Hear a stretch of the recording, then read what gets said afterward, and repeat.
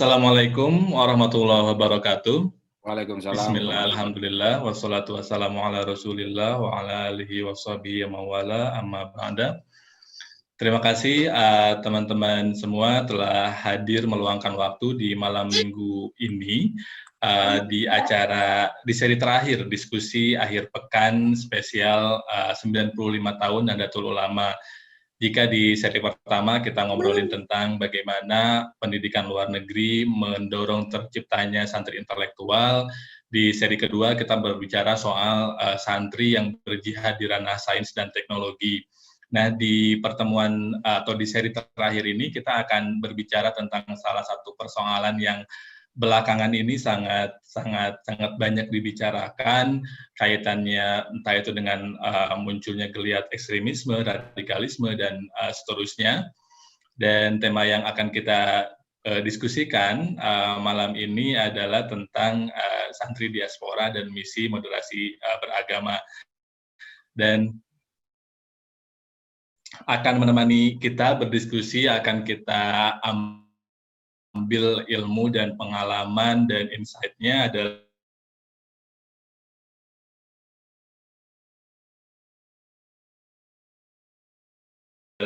Mbak Ines Suraya atau yang akrab dikenal dengan Mbak Admin, salah satu pelopor peran baru bagi kalangan santriat gitu ya, atau kalangan ning dari pesantren.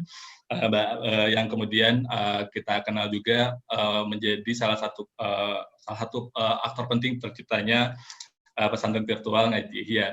Beliau juga adalah delegasi Australia Indonesia Muslim Exchange Program. Assalamualaikum, Mbak. Waalaikumsalam warahmatullahi wabarakatuh. Saya angkatan lama, jadul banget. 2003. Oh, 2003. Saya sama Ustadz Jen 2019 kita ya, Ustadz? Ya, kita 2019. Mbak Ines ini juga baru saja merilis buku judulnya Catatan Mbak Admin Berkeliling Nusantara Bersama Imam Al-Ghazali. Oke, itu narasumber pertama kita. Yang kedua ada Ustadz Jainul Ma'arif. Beliau ini adalah dosen di Universitas Paramadina, kemudian juga mengampu kajian filsafat Islam di pesantren Ciganjur dan juga bisa disaksikan di Facebook dan YouTube-nya. Assalamualaikum Ustaz Jen. Waalaikumsalam warahmatullahi wabarakatuh.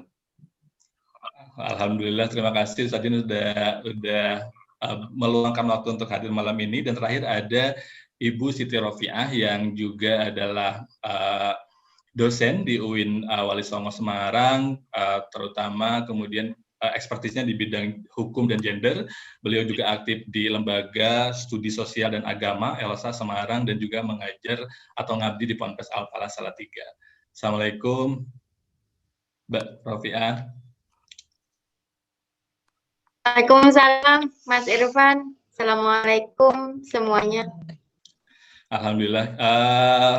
Nah, kita akan mulai diskusi malam ini. Pertanyaan yang mungkin akan kita diskusikan untuk memulai diskusi adalah sebetulnya menurut dari para narasumber dari Mbak Rofiah, kemudian Mbak Inas dan Ustadz Jen, ini maknanya moderasi agama itu seperti apa sih, dan kenapa kemudian moderasi agama ini menjadi salah satu hal yang bisa dibilang urgent gitu atau penting untuk diimplementasikan di Indonesia. Saya mungkin mau mulai dari Mbak Rofiah dulu deh. Siapa dulu nih Mas? Saya dulu? Ya, boleh Mbak Rofiah dulu. Ya. Boleh, oke. Terima kasih kesempatannya Mas Irfan. Ini barangkali saya agak lain ya. Jadi seringkali ketika membahas soal moderasi beragama, ini ada satu hal yang terlewat ini. Ini soal keadilan gender. Nah, ini seringkali tidak atau luput ya dari pembahasan, dari apa ya, kurang dimasukkan dalam pembahasan ini. Padahal di dalam moderasi beragama itu dia meniscayakan keseimbangan, bukan ketimpangan. Sedangkan ketimpangan itu macam-macam. Ketimpangan relasi itu jenisnya banyak. Ada relasi marital, relasi parental, relasi sosial, relasi environmental juga ya. Nah, itu di dalam relasi gender. Jadi makanya buat saya tidak ada moderasi beragama tanpa keadilan gender.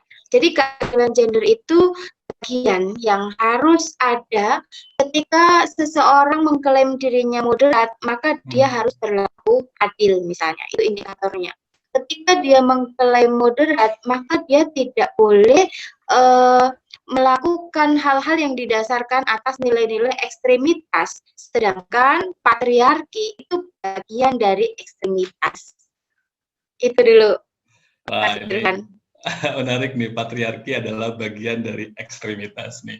Nanti sebelum kita menggali lebih dalam nih, kenapa kemudian Mbak Ropia menyatakan patriarki sebagai bagian dari ekstremitas, saya mau lanjut dulu nih ke Ustadz Jen. Kira-kira menurut Ustadz Jen gitu sebagai pengampu filsafat Islam, kemudian yang juga pernah ke Australia, pernah ke Jerman juga, menurut Mas Jen sendiri, kira-kira sebetulnya makna moderasi beragama, kemudian instrumentalitasnya seperti apa sih? Ustadz? Ya, terima kasih Mas Irfan dan para pembicara juga para peserta semuanya. Terkait dengan moderasi agama dan pengalaman saya yang tadi disebutkan oleh Mas Irfan Sirindi tadi, dalam hal ini beragamanya adalah Islam ya. Secara spesifik harus dispesifik bahwa berislam secara moderat itu ya keniscayaan. Sejauh Islam dimaknai sebagai ajaran yang dibawa oleh Nabi Muhammad, itu ya seorang pengikut Nabi Muhammad itu ya seyogyanya moderat. Di bahasa Arabnya stempel pengikut Nabi Muhammad itu adalah umatan wasatan, umat yang di tengah, artinya tidak ekstrim. Itu satu hal secara doktriner, memang seorang yang mengikuti Nabi Muhammad mau tidak ekstrim, di tengah, tidak berat sebelah, artinya adil. Dan hal itu bagus untuk diri sendiri dan juga untuk Islam dan Muslimin. Ketika kita ekstrim itu kan sebenarnya tidak sehat untuk pribadi ya, untuk pribadi pasti tidak sehat.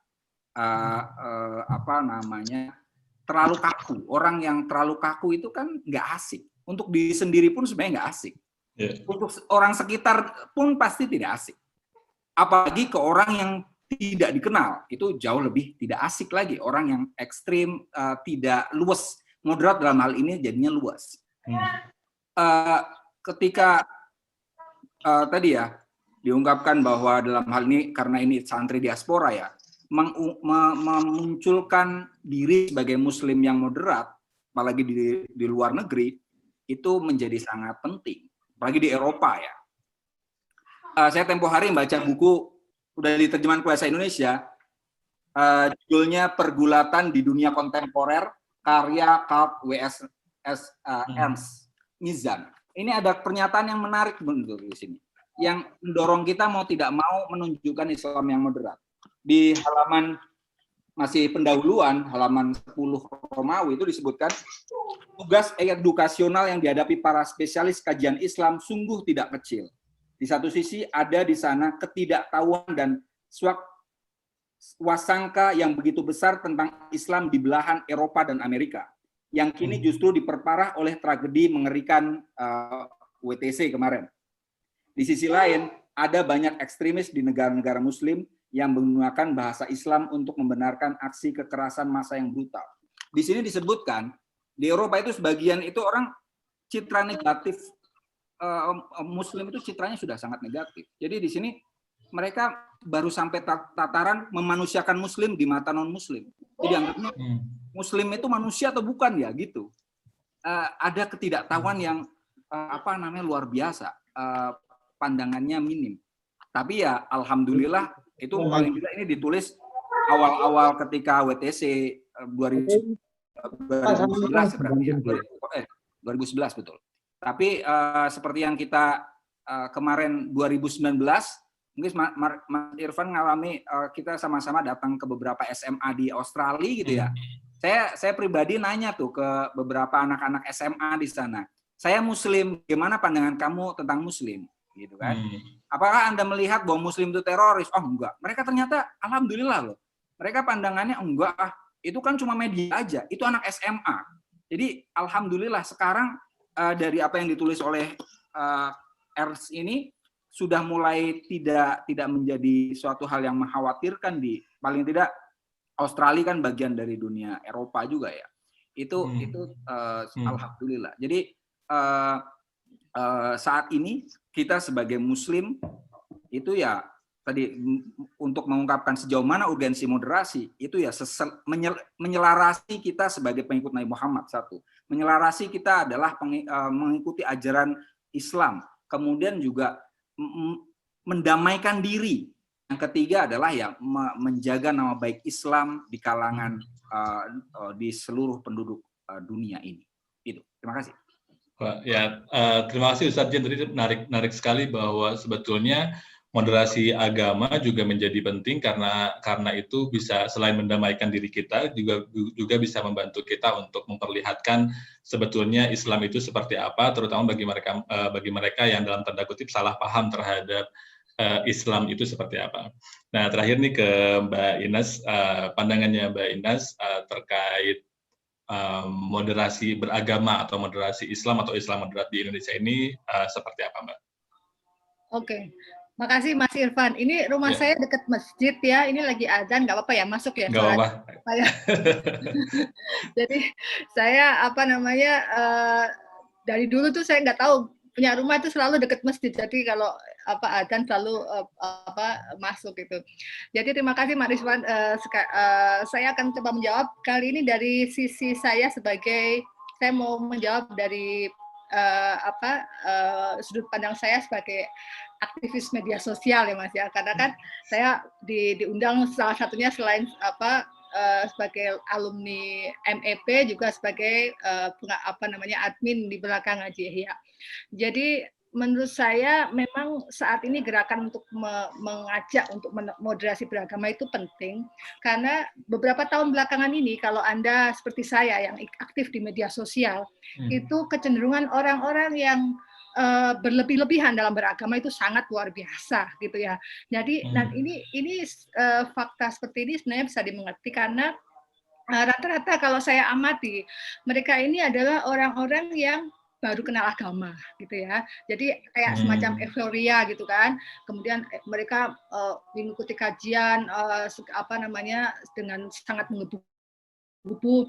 Nah, mereka mendapatkan sesuatu yang menurut mereka itu ajaran Islam yang penuh dari ustadz atau gurunya. Nah, kemudian baru di situ saja tapi terus kemudian mereka melihat di media sosial kan ada orang NU, orang Muhammadiyah yang kemudian kelihatannya santai gitu ya, dan itu mereka kayak semacam emosi gitu kok dan akhirnya mereka jadi serang sana serang sini gitu kan ya. Jadi makanya waktu kemudian tahun 2017 kemudian ketika Mas Suril punya ide mau ngaji Ihya Ulumuddin itu, saya terus kepikiran aja gitu ya, gimana kalau kita bikin live streaming gitu kan. Maksud saya waktu itu juga untuk mengimbangi konten-konten yang selain masalah panasnya situasi politik saat itu ya, tapi yang ini orang beragama ini kok kayak gini banget sih gitu kan. Karena saya maksudnya yang lahir dari besar di pesantren tuh kayaknya nggak gitu-gitu amat deh gitu ya. Jadi ini kok kayaknya nggak bener deh, masa misalnya ada orang yang tidak jelas latar belakangnya, masih anak kecil lah ya, kemudian dengan sembarangan menghina misalnya Abi Quraisy Shihab gitu kan, kemudian menghina Pak Syafi'i Ma'arif, semuanya pokoknya yang itu tuh kayak gitu tuh menurut saya aduh ini kayaknya nggak bener deh. Dan akhirnya ternyata Mas Suril membaca Ihya itu persis di juz 3 yang bab mengelola hati. Nah itu kontekstual sekali. Jadi salah satu banyak kan misalnya kalau ikut ngaji ya pasti tahu ya bagaimana mengelola hati supaya tidak ada sombong, supaya tidak ada kayak gitu-gitu kan. Nah ini sangat cocok dengan kondisi keberagaman kita saat itu. Makanya saya waktu itu semangat banget promosi ngaji ya kemana-mana, karena salah satu pesannya Imam Ghazali itu kan yang saya tangkap adalah kita itu mulai dari diri sendiri gitu. Jadi kalau beragama itu kita mulai dari diri sendiri, baru kemudian misalnya dakwah ke orang lain. Nah ini kan hal yang sebaliknya yang terjadi di media sosial kan, orang tuh kadang keras banget suka mengatur, ini kok kamu jilbabnya kok kurang syar'i kayak gitu kan. Jadi dikit-dikit tuh mengatur orang, tapi dia tidak melihat ke diri sendiri. Nah itu juga semacam itu. Jadi makanya memang saya pengen kayak orang-orang yang berpandangan moderat semacam Kang Zen ini ya, ini lebih aktif gitu ya di media sosial supaya mengimbangi ini, jadi biar makin wacananya itu biar makin beragam gitu. Gitu dulu Mas Irfan.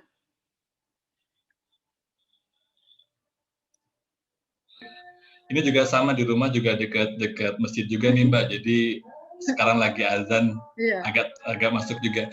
Tapi nggak apa-apa, kita lanjut aja. Ini saya mungkin mau lanjut dulu nih ke Mbak Ines nih. Tadi betul, memang saya setuju bahwa kita punya persoalan di mana sosial media kita dipenuhi gitu ya dengan konten-konten yang katakanlah gagasan keislaman yang agak ekstrim, kemudian yang agak tidak santai gitu seperti keberislamannya teman-teman di NU. Nah, yang mau saya tanyakan ini adalah tasawuf itu kan salah satu hal yang kemudian bagi orang-orang yang ekstrim ini sesuatu yang dianggap sinkretis gitu, sesuatu yang dianggap menyimpang dari Islam gitu. Itu saya banyak sekali dapat kayak entah meme atau tulisan gitu yang kemudian disebarkan lah atau dimobilisasi sedemikian rupa hanya untuk kemudian menjatuhkan atau memperburuk citra tasawuf gitu. Nah, pengen dengar nih cerita dari Mbak Ines selama lebih dari 3 tahun mengelola atau mengadmini Ngaji Ihya ini, kemudian pasti berhadapan dengan narasi-narasi yang seperti itu. Gimana tuh, Mbak? Iya, memang dalam beberapa kali sering diulang-ulang juga sama Sulil kalau Imam Ghazali khususnya ya, itu pernah sering sering diserang oleh golongan Islam yang menganggap merusak Islam lah ya kayak gitu. Yeah. Tapi sebenarnya kalau saya tidak ngomong tasawuf secara garis besar, saya cuma ke Ihya aja ya. Kalau melihat selama ini yang saya pelajari dari mendengarkan suami saya ngaji Ihya itu ya, kayaknya tidak ada yang menyimpang gitu ya. Jadi semua itu ada dasarnya, ada hadisnya, kemudian cerita-cerita kisah-kisah Nabi dan sebagainya. Saya kira tidak tuduhan mereka itu tidak beralasan. Kadang-kadang kan mereka yang menuduh itu cuman menyimpulkan dari orang yang punya pendapat, tapi mereka tidak mempelajari secara secara mendalam gitu kan. Nah, jadi dan satu lagi yang sering ditekankan Mas Ulul adalah kalau membaca kitab klasik semacam Ihya Ulumuddin gitu ya, itu juga kita harus kritis juga gitu. Jadi mungkin ada beberapa sudut pandang yang mungkin tidak sesuai dengan kondisi terkini, itu juga kita harus punya jadi tidak langsung mentah-mentah diambil gitu loh Mas. Jadi makanya yang itu yang membuat salah satunya ya yang membuat Ngaji Ihya itu disukai banyak orang, karena Mas Ulul bisa mengkontekstualkan dengan kondisi terkini. Gitu aja sih Mas Irfan. Ya. Ini menarik nih Mbak, kayak bahwa ngaji kitab kuning juga harus didasari dengan berpikir kritis gitu. Sementara kan kayak kadang-kadang ada beberapa santri juga yang mungkin kayak menganggap kayak semua yang tertulis di kitab kuning itu sama benarnya di dalam Al-Quran gitu. Jadi mungkin ini catatan juga penting buat kita semua para santri gitu, bahwa apa yang kita pelajari dalam kitab kuning juga ditulis dalam konteks zaman itu dan juga perlu kita kritisi dalam pembacaannya. Oke, ini saya mau lanjut ke Mbak Rofiah nih. Tadi Mbak Rofiah bilang bahwa patriarki itu adalah bentuk ekstremitas, dan di sisi lain juga kadang-kadang gagasan-gagasan Islam yang katakanlah tidak moderat itu memang cenderung mengkampanyekan domestifikasi perempuan gitu. Kalau beberapa waktu lalu saya kayak saya lihat satu poster selebaran gitu kayak poligami kemudian diindustrialisasi gitu, yang kayak coachnya bilang praktisi poligami, istri 4, anak 25 gitu, bayar sekian dan seterusnya gitu. Dan tentu ini pasti bakal itu bagian dari patriarki dan mungkin bagian dari ekstremitas. Nah, tapi kan kesetaraan gender juga menurut mereka adalah sesuatu yang mereka anggap menyalahi kemurnian Islam dalam tanda kutip. Nah, kalau dari Mbak Ropiah sendiri, pandangannya terhadap hal itu seperti apa nih, Mbak?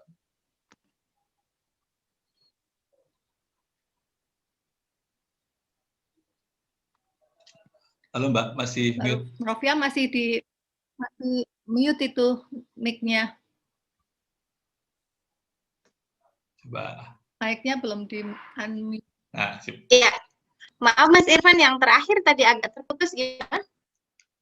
Ini pandangan Ropiah terkait kayak tuduhan dari gagasan Islam yang tidak atau kurang moderat, yang mereka menganggap bahwa memang kayak perempuan itu tempatnya di rumah gitu, kemudian kesetaraan gender itu kayak bertolak belakang dengan Islam dan seterusnya itu. Mbak Ropiah sendiri menanggapi itu seperti apa?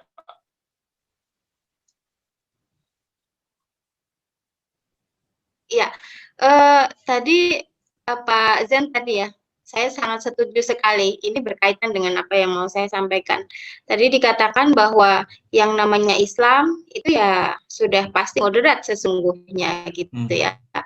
Kalau kita flashback ke zaman sebelum Islam hadir ya, zaman jahiliyah, itu kan luar biasa sekali sesungguhnya. Kalau diistilahkan, saya ini meminjam istilahnya Pak Nur Hasim, itu istilahnya adalah patriarkisme jahiliyah ya. Jadi bagaimana zaman jahiliyah itu sangat ekstrimnya itu bagaimana perempuan itu bahkan tidak dianggap sebagai manusia gitu. Kalau kita mengikuti ngaji keadilan gender Islamnya Bu Nur Rofiah, itu kan sering sekali ya disampaikan bagaimana status perempuan di saat Islam belum datang, itu bahkan dia diragukan, dia itu manusia apa bukan. Kemudian ketika meninggal, itu ruhnya itu kekal atau tidak. Kemudian kalau dia ibadah itu bisa dapat pahala atau tidak, kemudian bisa ke surga atau tidak, itu bahkan dipertanyakan gitu seorang perempuan itu. Kemudian di ruang publik perempuan dikubur hidup-hidup, kemudian dilacurkan, dihadiahkan, jangankan mendapatkan bagian waris ya, bahkan perempuan itu menjadi objek yang diwariskan. Nah, kemudian Islam datang. Nah, visi Islam ini sebenarnya memang dari awal yang membawa nilai-nilai moderasi gitu ya. Jangan membunuh bayi perempuan. Kemudian dulu yang perempuan itu dipoligami tanpa batas, kemudian dibatasi, kemudian memberikan perempuan hak waris ya. Kemudian ada, kalau dalam istilah Bu Nur Rofiah itu ada deklarasi kemanusiaan perempuan yang tadinya secara ekstrim tidak diakui. Jadi memang Islam itu ya secara jati diri Islam itu ya moderat begitu. Kemudian kalau pandangan-pandangan soal tadi itu ya perempuan itu bahkan ada kelas poligami, ada coachnya, jadi seolah-olah pelaku poligami itu dianggap sebagai sebuah skill yang bisa dilatihkan kepada orang lain. Ini saya kira gimana ya, ini ya sangat menggelikan tetapi juga memprihatinkan ya, bagaimana nilai perkawinan itu tereduksi sedemikian rupa sehingga perkawinan yang agung ya, yang kemudian di dalamnya itu, kalau di dalam Al-Qur'an kan relasi perkawinan itu adalah relasi kemitraan gitu ya. Kalau kita lihat di dalam surat An-Nisa ayat 21 itu ba'dhum auliya'u ba'd. Nah, tapi kalau di dalam poligam yang kemudian sampai promosikan Iya, sampai iya. ada kelas-kelasnya, seolah-olah ini bisa menjadi sebuah skill gitu ya untuk mempraktekkan. Itu saya kira ya sangat-sangat keliru gitu ya, dan semakin jauh dari nilai-nilai moderasi beragama. Kalau Mbak Ropia sendiri melihat itu, kenapa tuh kemudian Islam yang awalnya memuliakan dan memerdekakan paradigma masyarakat terkait perempuan, itu kemudian kok sekarang seperti bergeser, berbalik lagi gitu ke, katakanlah kayak ke jahiliyah itu. Kok itu kira-kira kenapa, Mbak? Iya. Ya, jadi karena begini ya, nilai-nilai patriarki yang dimana dia menempatkan satu subjek, yaitu menempatkan laki-laki pada posisi yang pada posisi pusat ya, secara superior, kemudian meletakkan perempuan pada posisi pinggiran. Ini kan berlangsung secara dalam waktu yang sangat lama ya. Jadi memang tidak bisa itu diubah dengan waktu yang cepat. Bahkan saat ini kalau kita melihat di masyarakat kita, itu juga masih sangat banyak sekali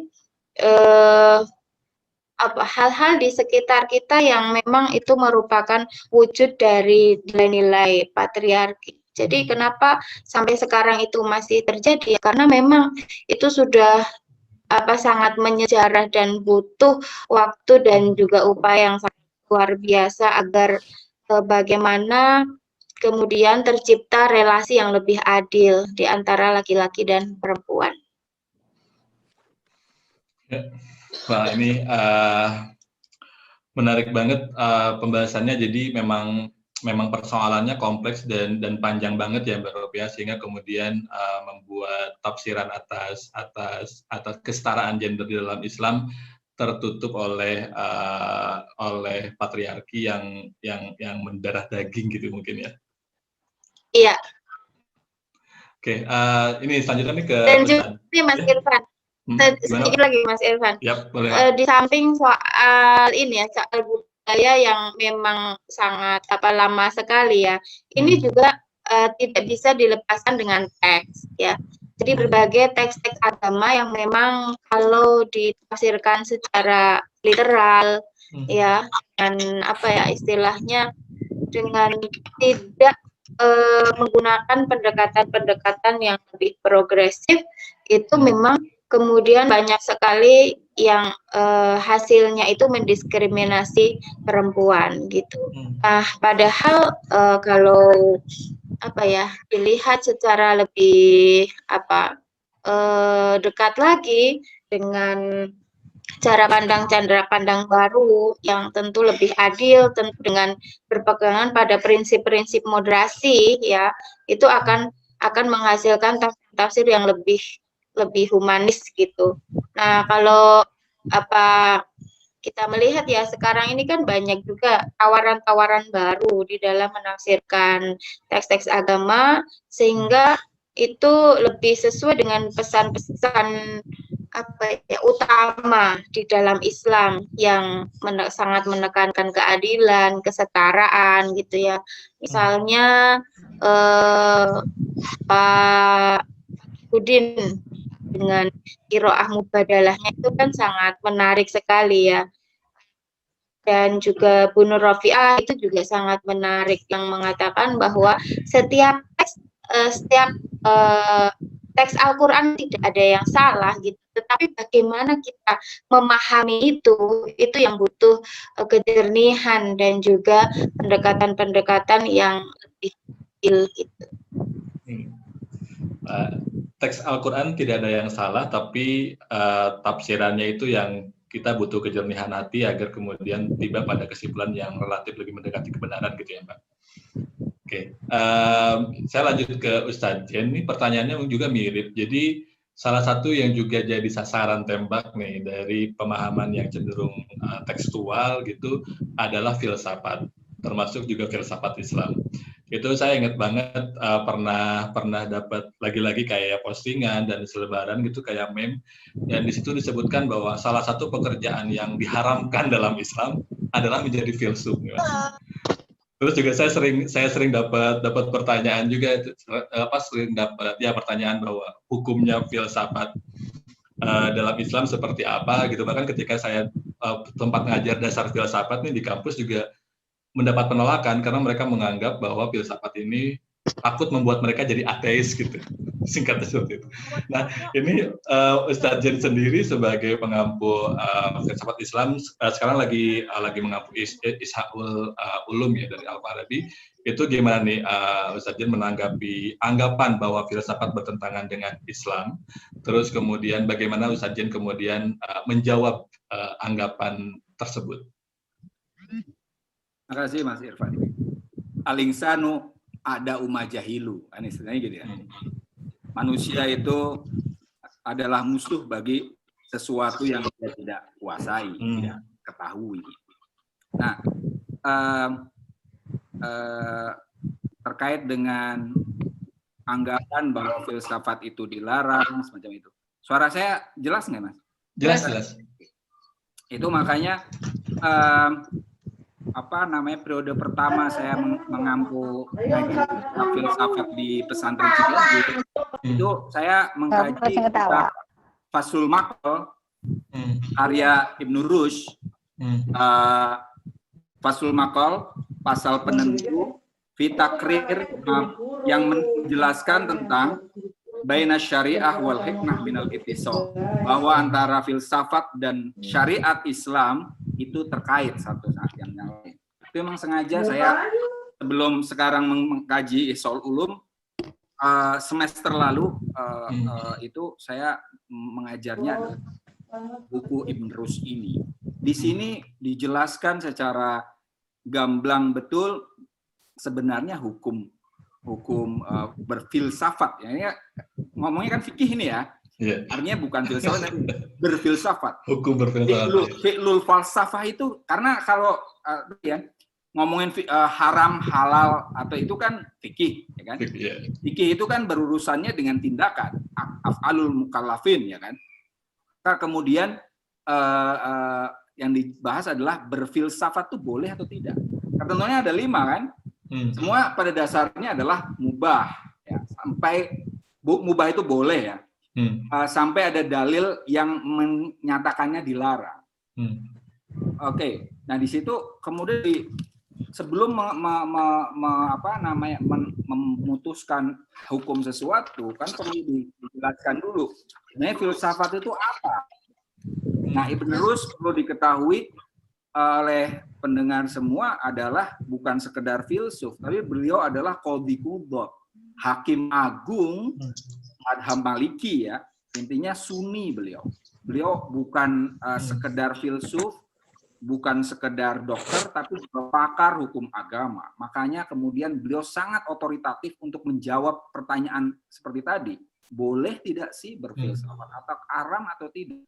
Nah, dijelaskan di Fathul Maqal ini di halaman 85, tindakan berfilsafat laisa syai'an aktsar minan nadhar fil mawjudat wa i'tibariha min jihati dilalatiha ala soni. Berfilsafat itu tidak lebih daripada meninjau segala yang ada dan mengiktibarkannya, berspekulasi lebih lanjut min jihati dilalatiha ala soni, dari sisi bahwa semua yang ada itu menunjukkan tentang adanya Sang Pencipta. Dan sementara di Islam sendiri, seperti kita tahu, Al-Quran itu menunjukkan kepada kita, mendorong kita untuk meninjau segala sesuatu yang wa fi anfusikum afala tubsirun, pada diri kalian apakah kalian tidak memperhatikan inna fi khalqis samawati wal ardi sungguhnya di penciptaan langit dan bumi itu ada ayat-ayat bagi orang yang berpikir. Artinya Al-Quran menyuruh kita meninjau segala sesuatu, dan filsafat, tindakan berfilsafat itu meninjau segala sesuatu. Nah, kemudian tadi kan berfilsafat itu adalah memikirkan yang ada sejauh ada. Di dalam filsafat itu memang fokus utamanya adalah ada, yang ada. yang ada itu, saya tempo hari sudah mengajar ini, mohon maaf saya sedikit berfilsafat sedikit saja. Bahwa yang ada, iya, ada itu dalam apa kan etre ya, yang ada, wujud. Di filsafat itu yang ada itu dilihat sebagai yang benar. Yang ada itu pertama umum sifatnya. Yang ada itu satu. Segala sesuatu dalam ada itu satu. Ketika filsafat itu melihat segala yang ada dalam kesatuan. Satu, umum. Kedua, yang ada itu benar. Verum. Ya. Ketika kita melihat yang dan itu nanti mengarahkan kita ke pencarian ilmu pengetahuan. Ketika kita mencari kebenaran, itu sebenarnya kita memfokuskan diri pada yang ada sebagai yang benar. Yang ketiga, yang ada itu sifatnya adalah bonum, baik. Kita fokus mempelajari yang ada sebagai yang baik. Itu nanti larinya adalah ke etika, kemudian bahkan ke agama juga. Yang keempat, yang ada dilihat oleh filsafat sebagai pulkrum, yang indah. Jadi fokusnya adalah melihat yang ada sebagai keindahan. Itu nanti menjadi estetika, menjadi seni. Nah, tadi, bahwa yang ada sifatnya satu, yang benar, yang baik, dan yang indah. Kira-kira ini membahas apa? Bahas Tuhan. Artinya apa? Orang yang berfilsafat sungguh-sungguh itu sebenarnya sedang mendekati Tuhan. Gitu. Maka keliru kalau ada tadi yang diungkapkan oleh Mas Irfan, sebagian orang mengatakan nanti kalau berfilsafat menjadi ateis. Memang ada sebagian orang lagi belajar filsafat. Ya seolah-olah Tuhan itu ada atau enggak ya. Tapi itu biarin aja, nanti kalau dia belajar terus dan tahu hakikat filsafat, dia akan sampai ke apa yang saya ungkapkan tadi. Bahwa inti dari filsafat adalah mengkaji yang ada sebagai yang esa, yang benar, yang baik, dan yang indah. Adalah Tuhan. Dan kemudian adakah orang yang ateis? Saya di pengajian itu saya katakan, adakah orang yang ateis? Ada. Karena begini, yang namanya Tuhan itu kan Rob, sesuatu yang diharapkan. Seateis-ateisnya orang yang menganggap dirinya ateis, itu kalau dia masih ngomong semoga, artinya dia berharap. Siapapun yang masih berharap, itu artinya percaya Tuhan. Ya kan?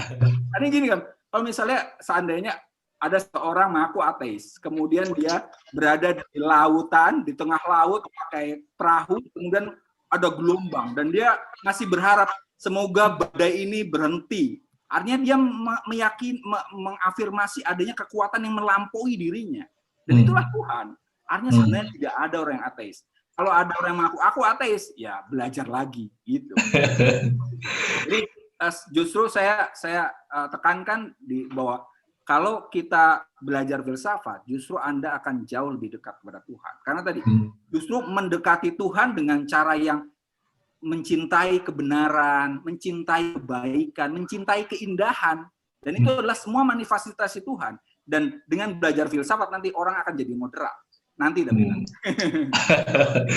Nah, ini menarik nih. Jadi justru malah counter argumennya itu orang belajar filsafat justru pada akhirnya akan lebih mengenal Tuhannya gitu ya, akan lebih mengenal Rob gitu.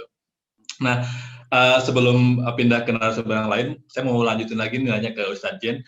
Nah, kira-kira dari sekian banyak kemungkinan Ustadz Jen berdakwah atau mendakwahkan moderasi Islam, gitu, Islam yang moderat, ada momen khusus atau alasan khusus nggak kenapa kemudian Ustadz Jen memilih untuk berdakwah dengan mengajarkan filsafat gitu?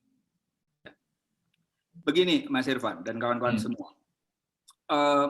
Kalau kita bicara peradaban Islam, kita ngomong peradaban itu adalah budaya yang bisa dinikmati tidak hanya oleh golongan itu sendiri.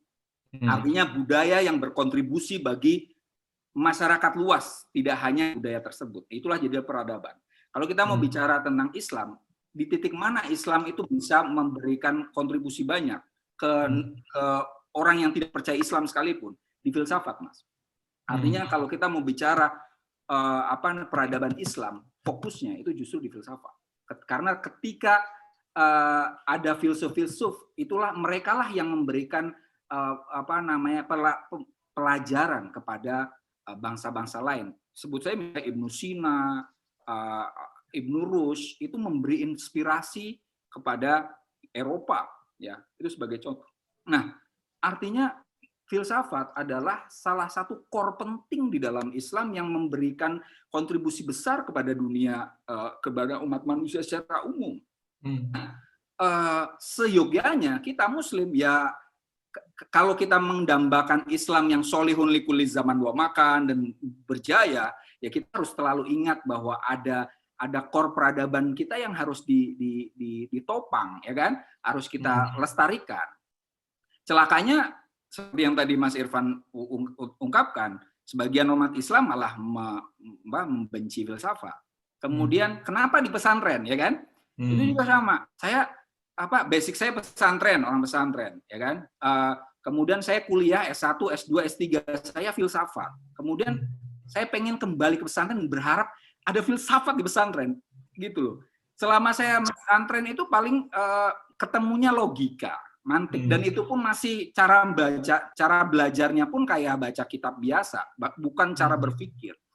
Nah, itu makanya saya ada kegelisahan semacam itu. Ini seharusnya core ini muncul, dan di jantung peradaban Islam di Indonesia kan sebenarnya kan pesantren. Seharusnya pesantren mengajarkan filsafat ini, tidak hanya logika. Dan logika jangan hanya sebagai ilmu alat, tapi filsafat harus masuk gitu.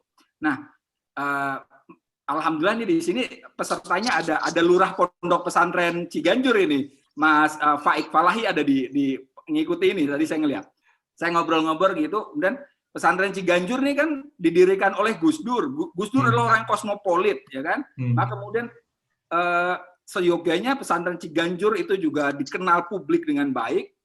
Kemudian di situ juga dimulai bagaimana filsafat bisa diajarkan, dan lebih daripada itu tidak hanya di dalam pesantren saja yang tidak diketahui siapapun. Maka walaupun mungkin penontonnya nggak sebesar yang sebelah-sebelah, ya maksudnya Muslim yang mungkin agak radikal, nggak masalah, ya kan? Malayudrokukuluh, layutrokukuluh. Sesuatu yang tidak digapai semuanya, maka jangan ditinggalkan semuanya, kan? Ya sudah. Ini fokusnya bersama dengan yang diungkapkan oleh Mbak Inas tadi, di media sosial, di internet, itu kan lebih banyak yang, mohon maaf, Islam yang keras-keras. Sementara yang moderat, itu kan kita agak keteteran loh Mas, kita ketinggalan loh Mas. NU, Muhammadiyah, kita nih cenderung itu. Maka kemudian ya kita perlu menghadirkan Islam yang moderat, dalam hal ini juga filsafat, di pesantren, yang di dunia internet semacam itu. Jadi niatnya sih semacam itu. Iya. Makasih. Oke, ya menarik sekali nih Mas Jan, kayak dalam tanda kutip balas dendamnya gitu ya, kembali ke pesantren dengan membawa ilmu yang digeluti dari 3 strata tadi untuk kemudian membangun peradaban Islam di jantung pertahanan gitu ya. Nah ini saya kembali ke Mbak Inas nih. Mbak Inas, selama pengen nanya ini sih kayak